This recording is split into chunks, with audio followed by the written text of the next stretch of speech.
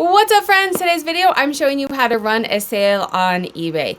So you want to go to your store.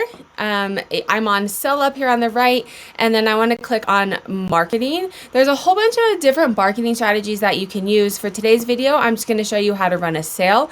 I'm going to click here on create a discount and sale event.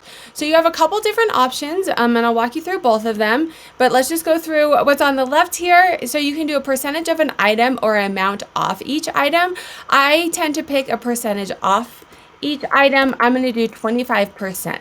So, and then you can click these. This says include skipped items when they qualify. So this typically is like if you list something new and it qualifies for like your rule, you say, hey, I want to put all of my women's jeans on sale, and you list a new pair of jeans, it's going to then go into the sale. I'm going to take this off because I don't like to run any of my items on a new sale.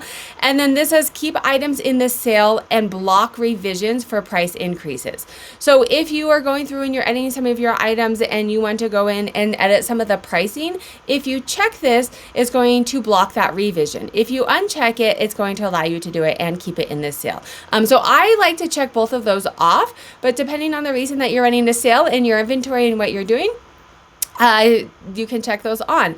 And then this is the duration. I personally run one over the course of the weekend. I always have a sale running, because if you're on eBay and you're looking at what's on the left hand side, this is how people are searching for your items. Let's say they look for a pair of women's jeans and then they want to go through and click item specifics are very important, but one of the options is it on sale? So even if it's just a 5% sale, I will always have a sale on because that's one more place for me to come up on a sale. I like to do it for just like 6 days at a time because it also increases a sense of urgency.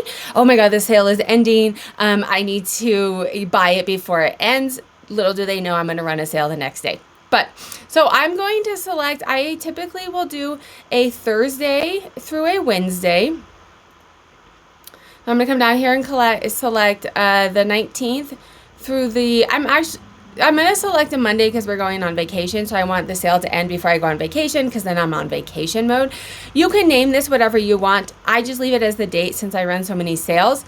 And then over here, you have two ways that you can select items. You can either go through and manually select your items, which can be very time consuming. But if you have specific items that you want, you can go in and do that. I tend to do a rule-based one, and you can do it based off of all your inventory, eBay categories, or if you put your items into store categories.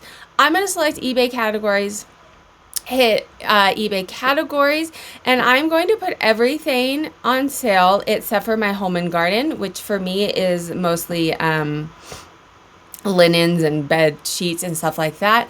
I'm going to hit add to categories, and I'm actually going to increase this to 35%. I'm trying to get rid of some of my older clothing inventory, and then I hit launch. And so now you have a sale running. If you like this video, check out some of my playlists and make sure to hit subscribe.